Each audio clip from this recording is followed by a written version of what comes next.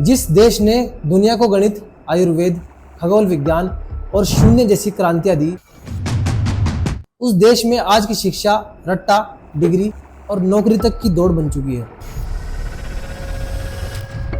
क्यों? क्योंकि ये बदलाव अचानक नहीं आए, बल्कि एक प्लान के तहत भारत की प्राचीन शिक्षा प्रणाली को खत्म किया गया है। कैसे? चलिए जानते हैं। भारत की शिक्षा प्रणाली हजारों साल पुरानी थी। तक्षशिला, नालंदा, विक्रमशिला जैसे विश्वविद्यालयों में न केवल भारत बल्कि चीन, जापान, तिब्बत और ग्रीस से भी छात्र आते थे। यहाँ वेद, उपनिषद, दर्शन, गणित, खगोल शास्त्र, चिकित्सा और युद्ध कौशल जैसे विषय पढ़ाए जाते थे। गुरुकुल सिस्टम में शिक्षा जीवन जीने की कला सिखाई जाती थी, केवल किताबी ज्ञान नहीं। शिक्षा निःशुल्क होती थी और गुरु शिष्य का संबंध पवित्र होता था। कोई जात पात नहीं, अमीरी गरीबी नहीं, ज्ञान सबके लिए सामान्य होता था। उदाहरण के लिए आचार्य चाणक्य, आर्यभट्ट, चरक और पाणिनि भारत की शिक्षा व्यवस्था की ही उपज थे। भारत ज्ञान की महाशक्ति था और ये बात विदेशियों को अच्छी तरह समझ आ गई थी। ब्रिटिश भारत में सिर्फ राज नहीं करना चाहते थे, वे भारत की आत्मा यानी शिक्षा, संस्कृति और सोच की क्षमता को भी खत्म करना चाहते थे। लॉर्ड मैकेले, जिसने 1835 में एक रिपोर्ट तैयार की जिसमें साफ लिखा गया था कि हमें ऐसे लोग चाहिए जो दिखने में भारतीय हों लेकिन सोचे और बोले अंग्रेजों की तरह। ब्रिटिशों ने गुरुकुल सिस्टम को बेकार और व्यर्थ घोषित किया।